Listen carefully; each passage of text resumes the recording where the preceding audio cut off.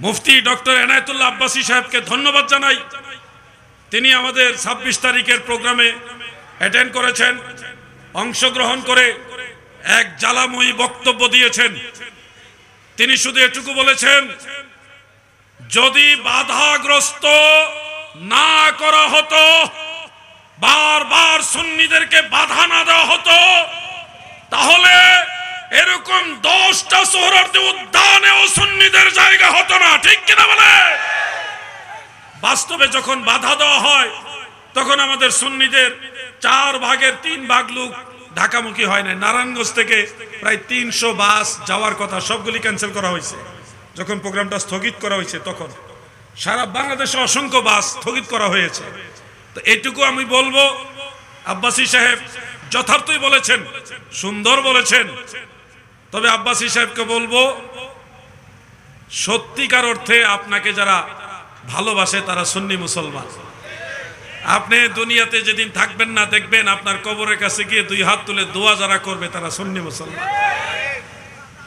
আপনার জন্য এখনো যারা সবচেয়ে বেশি দোয়া করে তারা সুন্নি মুসলমান। আপনি যাদেরকে খালতো ভাই চাচতো ভাই মনে করতেছেন, এরা কিন্তু আসলে আপনার আপন না। এটা সময় থাকতে যদি না বুঝেন, সময় হারাই হলে আপনি বুঝবেন। যে যেখানের জিনিস তাকে ওইখানেই মানায়। আব্বাসী সাহেবকে আমরা চাই। আমাদের মধ্যে আমলি কোনো কোনো বিষয় নিয়ে মতদ্বন্দ্ব থাকতে পারে, এটা আমরা ভাই ভাই আলোচনা করে সমাধান করব। কিন্তু সব সুন্নি আকাবির আলেম উলামা, সুন্নি নবী প্রেমিকরা যদি একসাথে হয়ে যায়, কোনো বাতিলের ক্ষমতা নাই সুন্নিয়তের বিরুদ্ধে আঙ্গুল তোলার। কথা ঠিক কিনা? এজন্য সকল সুন্নি পীর মাশায়েখ উলামায়ে কেরামকে উদাত্ত আহ্বান জানাচ্ছি। চট্টগ্রামের সাইফুদ্দিন মাইজভান্ডারী সাহেব উনি যান নাই। আমাদের 17 জনকে নিষেধ করা হয়েছে যাওয়ার জন্য। নিষেধ করার পিছনে শুধু প্রশাসনই দায়ী নয়, আমাদের মাঝেও কিছু সমস্যা আছে। যারা চায় না ওনারা আসুক, এগুলিও ভিতরের বিষয়, আমি বেশি বলবো না। প্রশাসন বলেছিল 9 জনের মতো, যে এই 9 জন না আসলে হবে, ওনারা কইছে আরো বাড়ায় দিলাম। এই জিনিসগুলো আস্তে আস্তে ঠিক হয়ে যাবে, এগুলো আমাদের ঘরের বিষয়। কেন বললাম এই কথাটা? আমাদেরকে অনেকে প্রশ্ন করেছেন, আপনি বা আপনারা গেলেন না কেন? আমরা চাইছি 26 তারিখে সমাবেশটা হোক, আমার কারণে যেন এই সমাবেশ বাধাগ্রস্ত না হয়। অতএব সমাবেশের জন্য সব জায়গা থেকে ফোন করে করে বলছে আপনারা দলে বলে যান, লোকজন নিয়ে যান। আমরা কিন্তু ভিতরে ভিতরে কাজ করছি, কিন্তু যাইতে পারলে আরো ভালো লাগতো। মনে কিন্তু কান্দে, কিন্তু ভিতরে বাহিরে সব জায়গায় সমস্যা। এগুলো আস্তে আস্তে সমাধান হবে। বাহিরের সমস্যার চেয়ে ভিতরের সমস্যাটা মারাত্মক। কিছু ভাইরা ভাইরাল হওয়ার জন্যে, নিজেদের নেতৃত্ব প্রকাশ করার জন্যে বাপ দাদারে পর্যন্ত ফ্যাসিস্ট বানাই দিছে। কি আজীব! যা বুঝার বুঝে নেন। শুধু বলবো, এই ভিতরগত সমস্যাগুলি আমরা সমাধান করব এবং হচ্ছে, এগুলি সমাধান হয়ে যাবে, কিন্তু আপনার ঐক্যবদ্ধ থাকতে হবে। ডাক যেই আপনাদেরকে ডাক দোক, স্বার্থ যদি সুন্নিয়তের হয় আপনারা নেমে যাবেন। আমাদের সমাবেশে 2-3 জন মুরব্বী বিড়ি খাইছে দেখা সমালোচনা, সুন্নিরা বিড়ি খায়। অথচ ওয়াহাবিদের সমাবেশে গিয়ে দেখছি তারা গাঁজা খায়। আমাদের বাংলাদেশের কালচার অনুযায়ী পান, বিড়ি এগুলি গ্রাম অঞ্চল কিংবা সাধারণ মানুষ যারা খেটে খাওয়া মানুষ, তারা অনেক সময় এটা বদ অভ্যাস হিসেবে এটা পান করে থাকে। পান খায় আর বিড়ি সিগারেট এগুলি পান করে। এগুলি আমরা সবসময় অনুৎসাহিত করি মানুষদেরকে। কিন্তু ওই মুরব্বী 3-4 জন বিড়ি খাইছে দেখা এটা ভিডিও কইরা খুব ভাইরাল করতেছে, বিড়ি খাইছে রে, বিড়ি খাইছে। তো তোরা যে আম চুরি করছ, তো এই সময় কইলি না রে আম চুরি করতাছি আমরা, দেখো আমরা আম চুরি করতাছি, এরা কইলি না। এগুলি হলো এক ধরনের লোক থাকে সবসময় পিছে লেগে থাকা। আমরা ওইটা চাই না। আমরা চাই 12 তারিখ যেমনি ভাবে ফিলিস্তিনের মুসলমানদের পক্ষে ইসরায়েলের বিরুদ্ধে সমাবেশ হয়েছে, 26 তারিখেও ফিলিস্তিনের পক্ষে ইসরায়েলের বিরুদ্ধে সমাবেশ হয়েছে। বেশ কম হলো তারা নবীর নামে নারায়ে রিসালাতের স্লোগান দেয় নাই।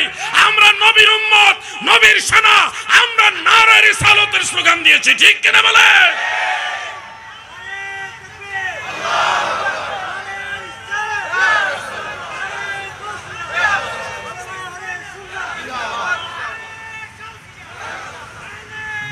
জুতা কেএফসি বন্ধ করে দিলে এটা ঠিক আছে, রাষ্ট্রীয় পর্যায়ে বন্ধ করে দেন, তাহলে ইসরায়েলের পণ্য বন্ধ হলো।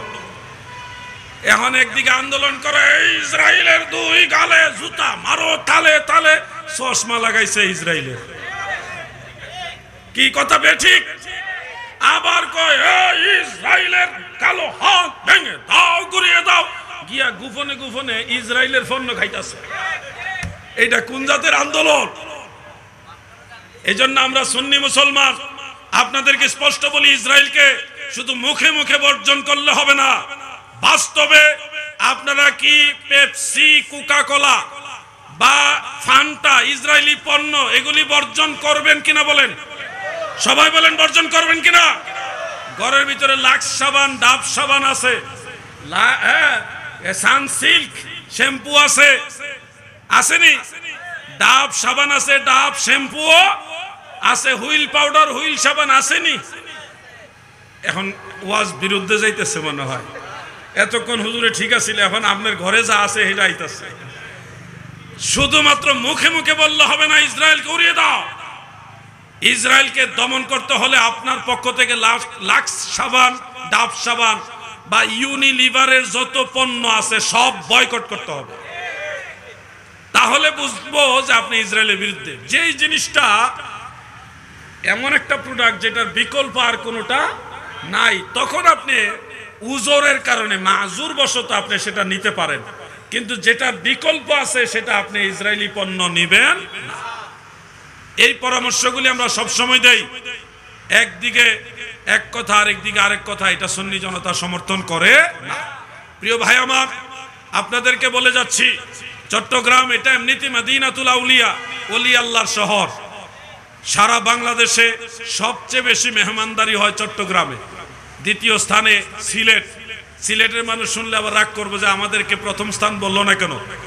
আমি বলবো যে সিলেট থেকে চট্টগ্রাম, চট্টগ্রাম থেকে সিলেট, এই অঞ্চলটা পুরাটাই হলো সুন্নিয়ত বা ওলি আল্লাহদের অধ্যুষিত এরিয়া।